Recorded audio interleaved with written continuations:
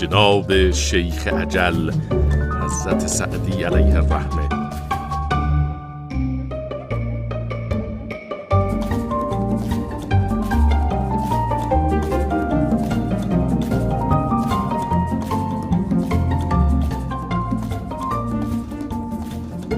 یک متنی از حکایات گلستان سعدی رو من خدمتتون میدم.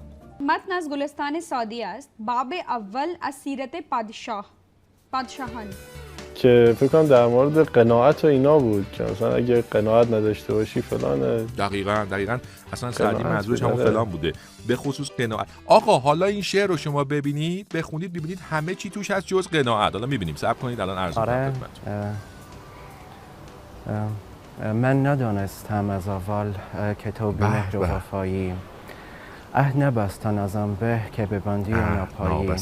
دوستان عیب کنندم که چرا دل به تو دادم، باید اول به تو گفتن که چنین خوب چرایی. یکی را از ملوک عجم حکایت کنند که دست تطاول به مال رعیت دراز کرده بود.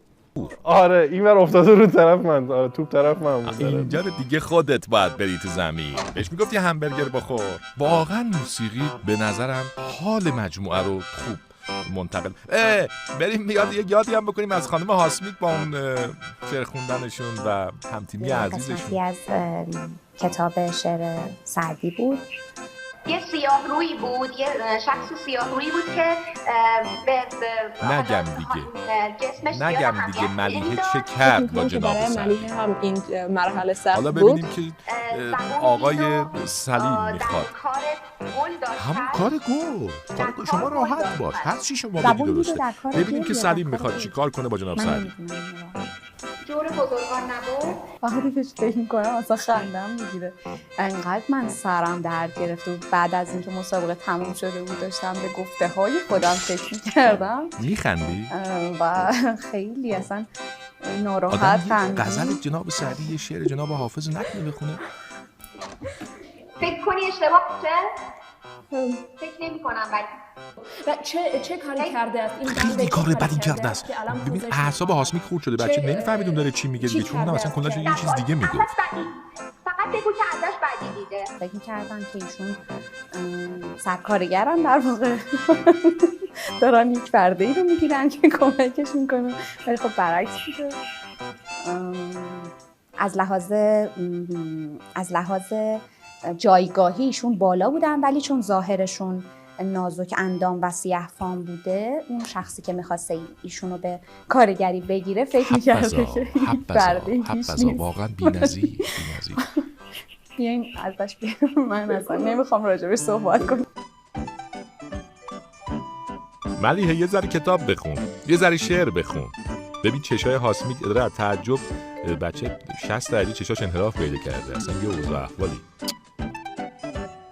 خیلی خب بریم ببینیم که سلیم چه میکنه با چالش کنکور در مرحله خواندن شعر جناب سعدی. بیاد از الان داره میخنده. قرار نبود من شعر ادبیات فارسی ترجمه کنم که انگلیسی باید ترجمه. انگلیسی نه که خیلی خوب. تو ورزشگاه بشینیم دست بزنیم سوت بزنیم. مرحله چالش سوم چیزی بود که باید از سعدی به زبان ارمنی ترجمه کنم. ولی اگه خایان بود خیلی راحت‌تر بود. متنی که برام فرستادن، خب این متن در مورد لقمان حکیمه.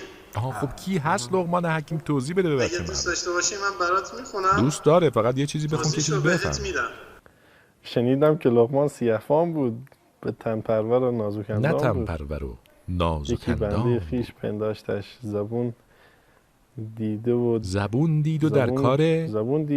کار گل داشته. نمیدونم با لقمان حکیم چقدر آشنایی، متنش بیشتر متن ایران قدیمه. سعدیا شیرازیا نامت بس است، خانت را دیدم از خار و خس است.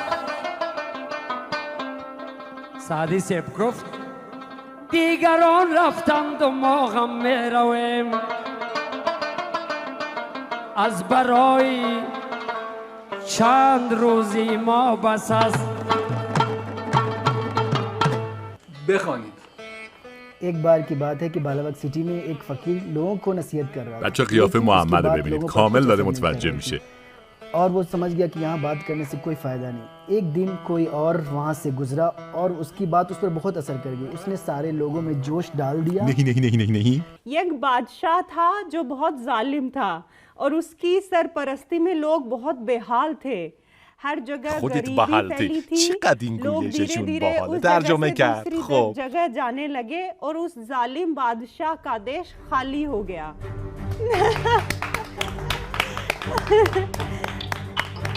از دست شما درد